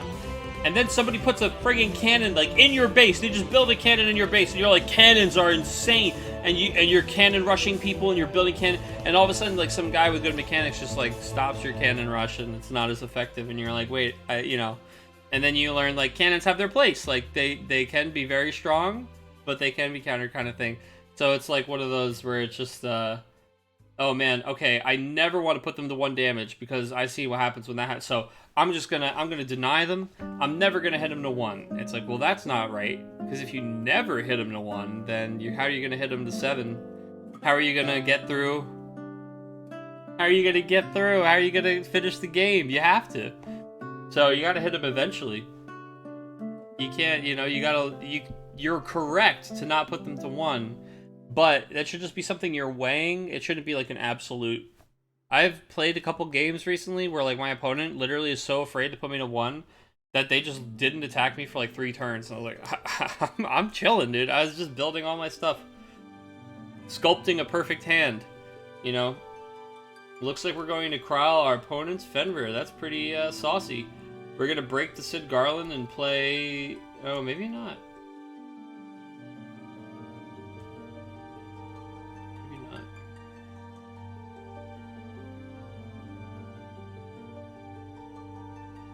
This is a tough one. This game... this is where things start to get very, very... very confusing. Right? Because...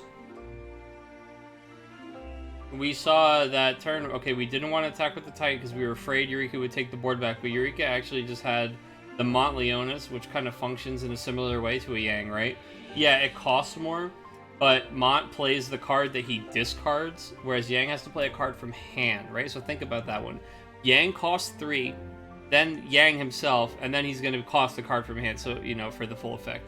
Whereas on Eureka's side, Eureka plays the Mont. Mont is reduced by 6, right? So he costs 5. We pitch the Sophie to play it, so it's like 3 and the Mont from hand, and then we get the Sophie back. So it ends up kind of feeling very similar to a Yang. And it doesn't matter because, guys, anybody who said Lossley was beat down, correct, right? He's going to attack now with 3 cards. Maybe, you know, I don't think the Crowl's coming in. But he's going to come in with these guys, and now we have this to do. And we're trying to be the aggressor here. Cue the Toto. Yeah, I mean, and that's exactly what he has to make Eureka do, right? He has to make Eureka, like, blow up one of these backups for something else, and then play the Shantoto. And that's going to be his entire turn and his entire hand.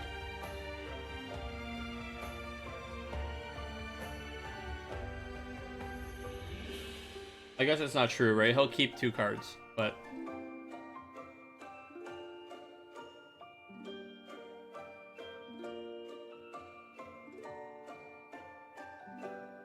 I can hear Toto laughing. I can see Toto cry. Which one will it be? Oh, that's not good. You hate to see stuff like that, dude. So Titan's gonna, or not, Tiro is gonna flip. I said Titan because I'm thinking, you know, go grab yourself a Titan. And sure, there it is. The Lord of Crags. Because I'll tell you, this is exactly, if you're the control player, this is the moment you're waiting for, right? You're waiting for this kind of value. If you can resolve this Titan, whoo, baby, you have successfully controlled the game. Because we're gonna pump the Titan, right?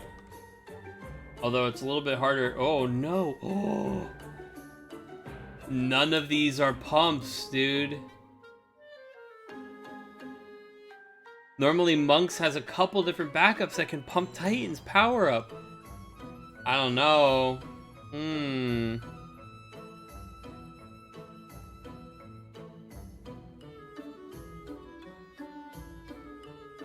I guess we're just gonna resolve it at 9. So obviously Titan stays. Cecil, Prowl, Yang are all on the block here, and oh, he is going to Yang up the Ursula, and he has Carbuncle in his hand. Seems good enough to me. Just ignore the top of Carbuncle's fucking stupid head and read the card, and it's amazing. 1 CP, +2 to all my Earth forwards is on the stack with the potential to draw a card, and now we have to decide if we want to stack on top of that. And this is where Monks starts to get pretty complicated. There's all of these guys have so many things they can activate.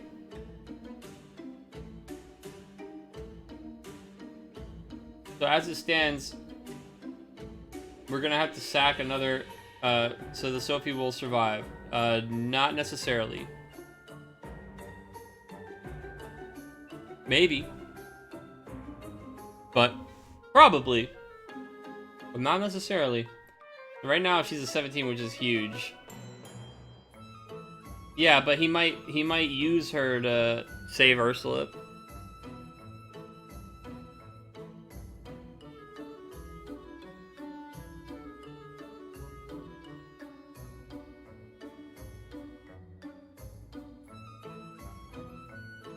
Because one of the best things he can do here is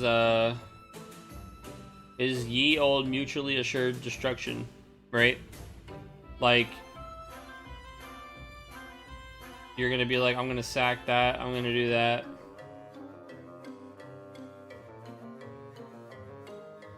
So the actual call is to let Titan resolve because Mont negates the auto point of damage. I don't think that's the call at all. I mean, Titan's gonna resolve one way or another. But you don't want to let it kill 5 things. You want to definitely sack these into this and start picking out his forwards here. There's just a lot to think about, right? So you've already sacked this Yang, essentially. He should be in the break zone. I don't like that he's still on the field with an arrow pointing to the Ursula because Sophie, we've already paid the cost to sack Yang, right? We've put him in the break zone to pump Ursula. I get that they're just doing it to help them visualize the stack, but Sophie's power is already not 17, right? She's already 15 here. Or, sorry, even less. She's already a 14. Oh, no, he's not giving a power buff yet. Just kidding. She's a 15.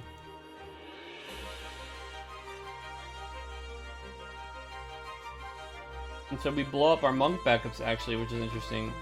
To pump the Ursula and then to kill the Titan. Okay.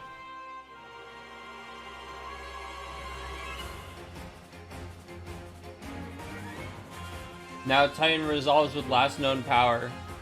And Titan's last known power will be 9.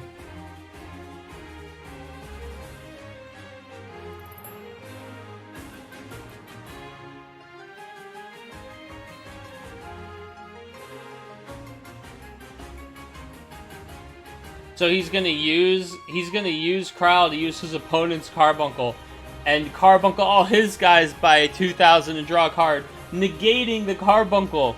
Very cool. And because he plays Carbuncle instead, now that Carbuncle's in the break zone, right? The other Carbuncle didn't get to resolve, so our opponent doesn't get his Carbuncle. He puts it in the break zone for us to use. We get to use the Carbuncle, and Titan checks last known power, so we kill the Titan, right? And everybody who said that Lossley was the beatdown passes the quiz, and it's okay if you didn't say that because it was a little bit of a hard question. That's why I asked. I thought it was a really good moment because it was a perfect pivot point where that's hard to tell for a lot of players, right? No way, dude. He got lethal with a fully armed Gilgamesh at table 3. Hot damn, dude. We had a hell of a game at table 1, but I would have liked to see that too. It's a shame. Monk control, dude. You know, that's the thing is somebody is always control and somebody is always the beatdown. And I'll tell you, if you have 10 minutes, and you've never read that article called Who's the Beatdown, it's a Magic the Gathering article. You don't need to know dick about Magic the Gathering. If you enjoy card games and you like playing TCGs, you should read that article. That's a core article. That's required reading. That's my homework. If you would like to just be a better player and you have never read that article, you owe it to yourself to brush up on your fundamentals. And so we're going to be going ahead and paying out to Jeff. Jeff is the winner of this game. Jeff saving me from shipping to Japan. Congratulations, sir, for taking it with monks this week. Absolutely love to see it. Did we just search Who's the Beatdown? Yes. Yeah, that article will come up immediately. Promise. I'm even going to look it up. Who's the Beatdown? It's a Star City Games article from 1999.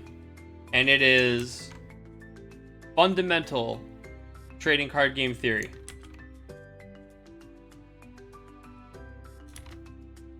Alright. Guys, thank you so much for joining us for another incredible week of the Final Fantasy trading card game. We have got some crazy action coming your way this weekend. It will not be on my channel, and in fact, it will not be on Twitch. I believe Haunted Hotel is going to be streamed via Facebook Live. So get your booties on Facebook. Check out the Haunted Hotel page. Make sure you're following The Light. I believe it's going to be on The Light Facebook page. I will be doing commentary for the event all day Saturday. and as well as a bit on Sunday. We'll be rotating out, so we have a commentary team that's a couple people, at least me, Matt Rice, and Viridian, Ryan Chen, sorry, probably a few other people will be rotating in and out. I'll be there doing gunslinging stuff. Remember, guys, everybody in chat, everybody watching, and I'm going to post it into the chat later. If you are at Haunted Hotel, come up to me when I'm not doing commentary live on stream, please. You know, obviously within reason.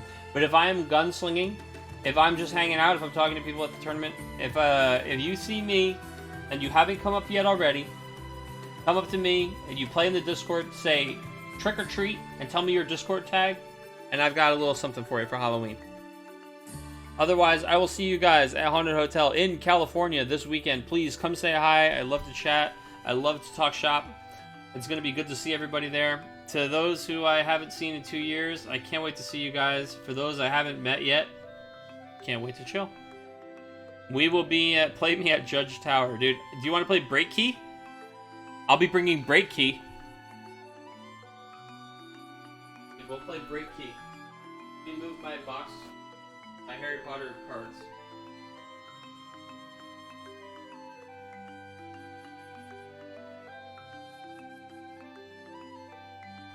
I'm gonna bring Break Key.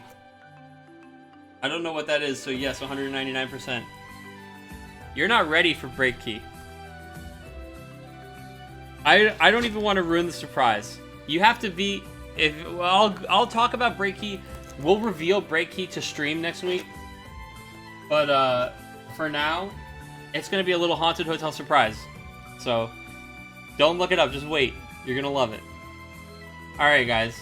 That's it for us. I will be back, as usual, next Wednesday with the stream. I'm sure we're going to have a lot of interesting stuff to talk about after the weekend. I'm kind of thinking about doing like I'm off next Monday, so I'm going to be flying home. I'm going to be sleeping at like 5 a.m., and then I'm going to be waking up in the middle of the day on Monday thinking, what the hell am I going to do with the rest of my day? Maybe we'll do a recap. Maybe I'll talk a bit about the event. We'll see how I'm feeling. You know, I expect PND to be setting it at about that time. PND is the old post-Nationals depression. That's where you, like, after you get home from the event and you're upset that, you know, I don't know when the next time I'm going to see everybody is. It's like, you're like, you know, you miss the event, you miss the people, you miss the times. So, maybe we'll do a little thing next Monday. But otherwise, guys, we'll be back next Wednesday with 125. And maybe we'll do a little something special prize-wise for that. Also, we do have the new Shinra Avalanche starter decks coming out soon. And, of course, you guys know we like to give away one of those usually at the weekly when they first come out. So, probably looking to give away 1 or 2 of those as prizes in upcoming weeks. So, please look forward to it. But until next time, thanks for tuning in. I appreciate everybody who's subbed today. White Mage and Eureka, thank you so much. I think that Xavier said he tried to throw one in the mix as well. And we had, I think that's everybody today. Thank you guys so much. I appreciate you. See you next time. Or see you this weekend. Thank you, Kurt. Thanks, everybody. Take care.